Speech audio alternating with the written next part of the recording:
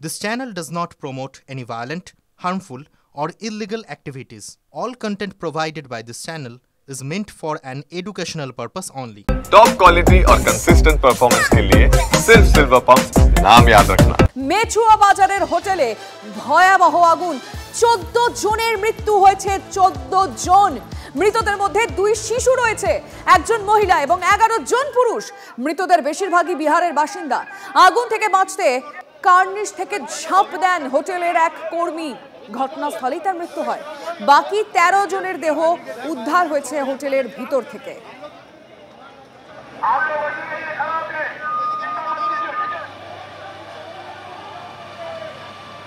সেই সমস্ত ছবি আমরা আপনাদেরকে দেখাচ্ছি যেই সময় উদ্ধার কাজ চালু হয়েছিল। 6 নম্বর মদনমোহন বর্মন স্ট্রিটের একটি হোটেলে মঙ্গলবার সন্ধ্যায় ভয়াবহ অগ্নিকাণ্ডের ঘটনা ঘটে। প্রায় 8 ঘন্টার চেষ্টায় দমকল, ডিএমজি এবং পুলিশের যৌথ চেষ্টায় আগুন নিয়ন্ত্রণে আসে এবং সেই সঙ্গে উদ্ধার করা হয় হোটেলে আটকে পড়া বেশ অনেকজনকেই।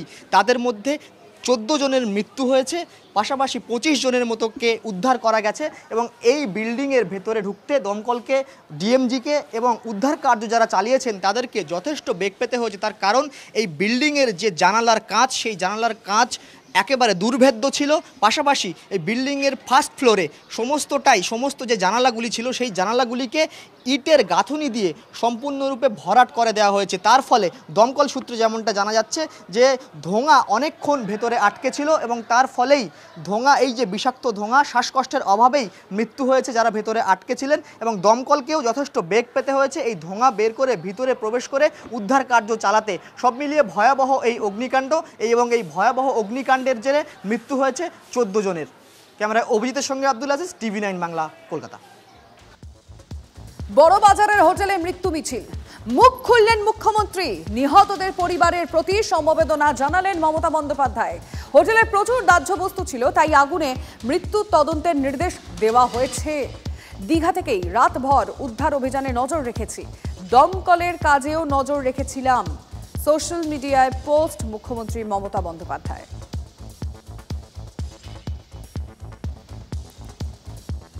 মুখ্যমন্ত্রীর পোস্ট আমরা দেখলাম, কিন্তু ইতিমধ্যেই আরো একটা পোস্ট আপনাদেরকে দেখাবো। বড়বাজারে হোটেলে অগ্নিকাণ্ডে মৃত্যু মিছিল, শোক বার্তা অভিষেক বন্দ্যোপাধ্যায়ের।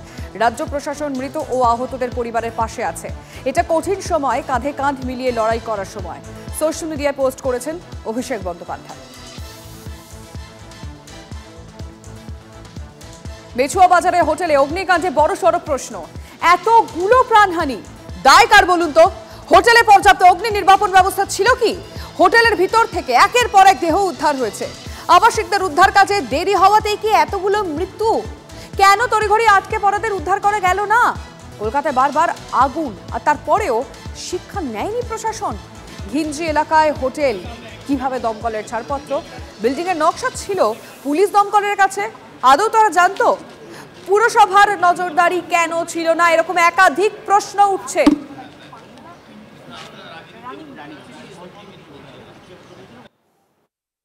খুললো ওকে, ওর মধ্যে জল বেরোলো না। ফায়ার ব্রিগেডই বললো এরকমই কি জল ওর মধ্যে নাই, রিজার্ভ জলও নাই।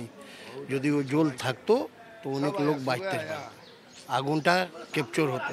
জল নেই ভেতরে, তো দমকল বললো জল নেই, ওর পরে ওদের নিজের জল দিয়ে কাজটা করলো।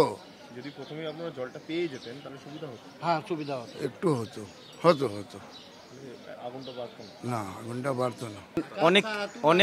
অনেক কিছু ফেলিয়ার এখানে হলো।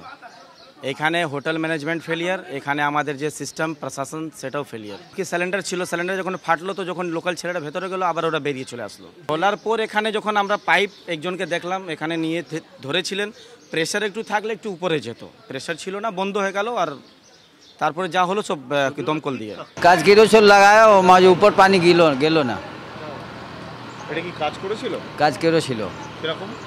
ও খুললে পাইপ লাগালো তো ওইটা পানি ফেললো, ফের বন্ধ হয়ে গেল।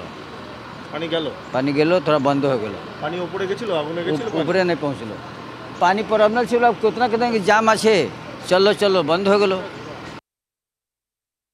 না, আমরা যখন খবর পেয়ে আমরা ওখানে যাই এবং আমাদের যারা লোকেরা ওখানে কাজ করেন তাদের থেকে যে রিপোর্ট আমরা পেয়েছি তাতে অনেকগুলোই জিনিস যেগুলো দেখেছি আমরা, যেগুলো খুবই গাফিলতি হোটেল কর্তৃপক্ষ করেছে। যেমন ওদের যে সিস্টেম, কোনো সিস্টেম তো কাজই করেনি, তার সাথে সাথে পুরো বিল্ডিংটা গ্লাস দিয়ে এমন ভাবে ঢাকা ছিল, বাইরে থেকে ভেতরে ঢুকে আমাদের লোকদের ভাঙতে হয়েছে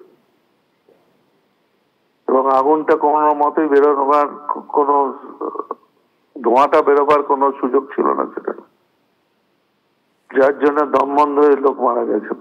আমরা দেখছি যা যা অ্যাকশন নেবার আইনের দিক থেকে সবকটাই হোটেলের বিরুদ্ধে নেওয়া হবে। মেছুয়া অগ্নিকাণ্ডে মৃত্যু মিছিল, সজল ঘোষ, তাপস রায়দের ঘটনাস্থলে ঢুকতে বাধা, পুলিশের সঙ্গে তুমুল বচসা বিজেপি কাউন্সিলরদের। রাজনীতির কারণেই ঢুকতে দিতে চাইছে না পুলিশ, অভিযোগ সজলের। প্রশাসনের গাফিলতিতেই বিপর্যয় তোপ তাপস রায়।